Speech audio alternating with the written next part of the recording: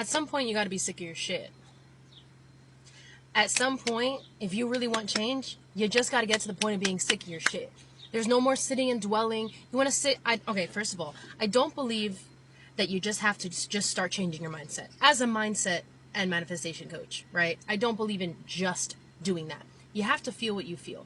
I always tell my people, give yourself time to feel what you're feeling. Sulk, sadness, pity, guilt, whatever the feeling is. Give yourself that time. Give yourself a deadline, okay? No more than a week. Never. No more than a week. Give yourself all that time. You're like, oh, just a week. That's a lot of hours.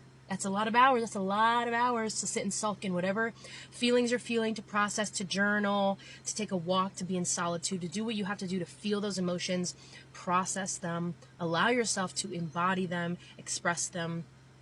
And then we pivot. We have to pivot.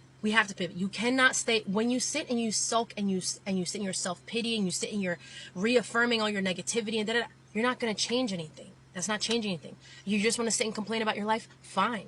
Live your life. But if you're not happy with your life and you want to make a change, you have to eventually be like, all right, and cut and scene. We did that. And that comes with giving yourself the permission to feel the feelings, knowing that I will pivot later. Knowing that I'm allowing myself to feel these feelings, and then I will pivot and I will do my thing.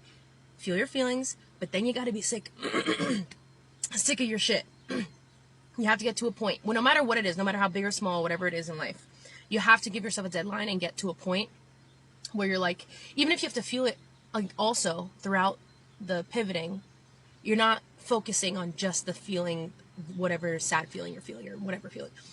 You have to get to a point where you're just like, all right, I've decided. There's no, I've decided. I have decided. Everyone wants to shit on like all these motivational, like, oh, it's too hard. It's hard on people. We shouldn't be telling people to just get up and go. Okay, well, there's room for both, you know? You have to eventually, if you are somebody that sits in your negativity all day and you just reaffirm that, that's not helping you either. You have to at least get to a point of like, all right, I've decided I want to make a change, and I'm not taking a no for an answer, and I'm not dealing with anything less, and I'm done dealing with things that don't make me happy, period. But that will come after the point of like, all right, but I'm going to allow myself to feel what I feel first, right? There's room for the masculine and the feminine, okay? You don't have to be miserable in life. You got to decide to make a change, but you have to make that decision, and you have to feel your feelings first. That's my message of the day.